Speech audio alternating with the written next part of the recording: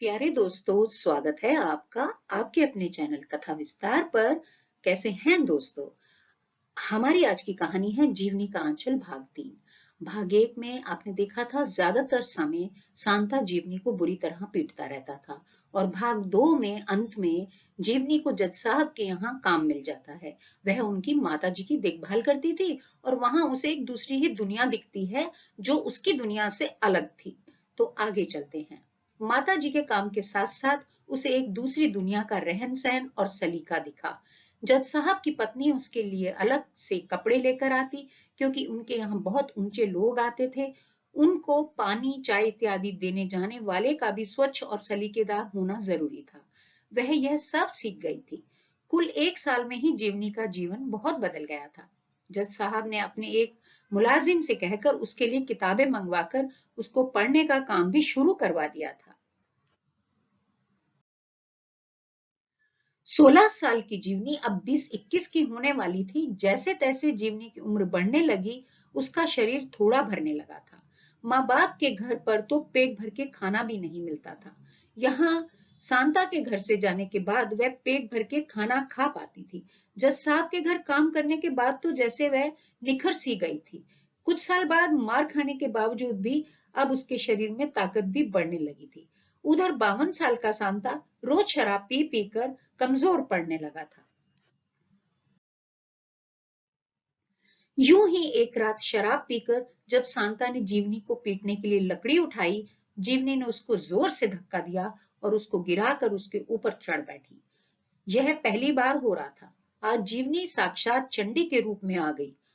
आज जीवनी ने अपने आज तक के जीवन में पहली बार किसी पर हाथ उठाया था, वो भी अपने आदमी पर। पिछले 5-6 सालों से तो वह उसका शोषण ही कर रहा था। आज जीवनी ने उसके होंठ और मुंह अपने थप्पड़ों से सुजा दिए थे।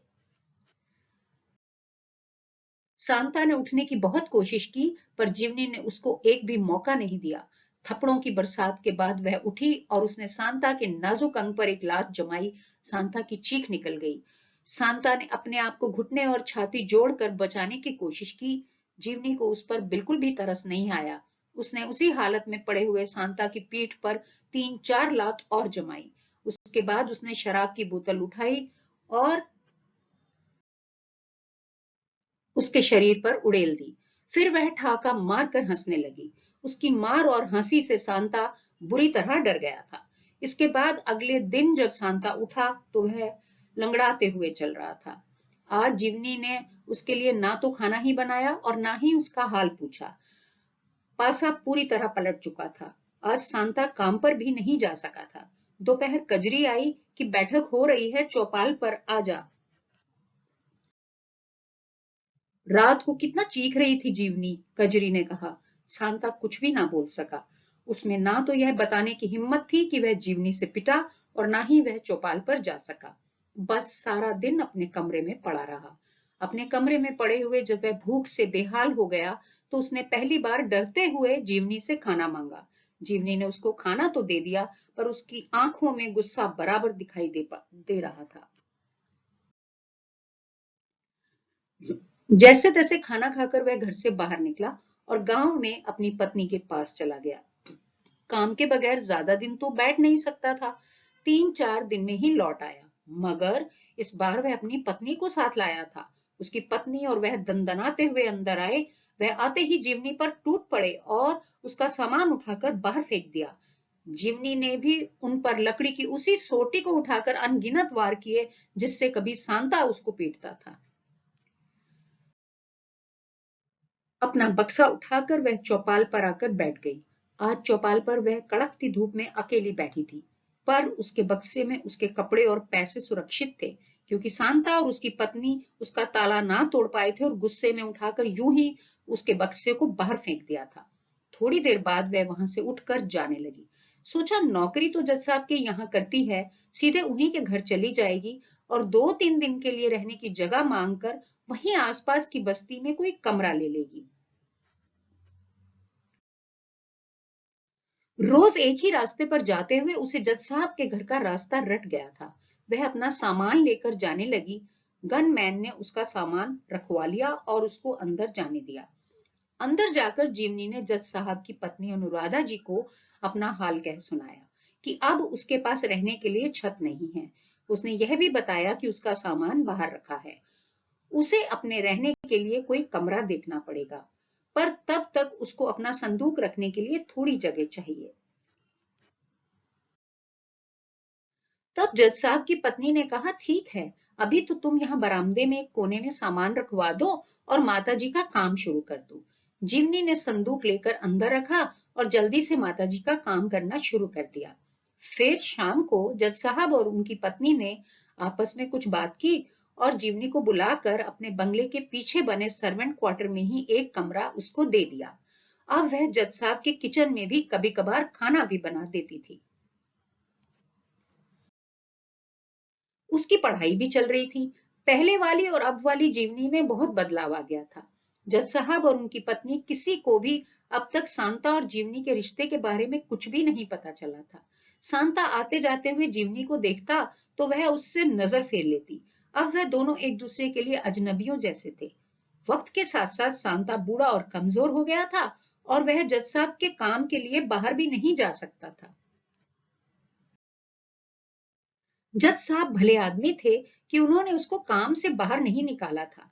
जज साहब की पत्नी एक सोशल वर्कर भी थी और आए दिन कभी कहीं गोष्ठियों इत्यादि में जाती रहती थी। जज साहब के घर का सारा काम ही जीवनी संभाल लेती थी। जब कभी भी अनुराधा जी जीवनी से उसकी शादी या माँ बाप के बारे में बात करती तो जीवनी कह देती कि उसका इस दुनिया में कोई नहीं है।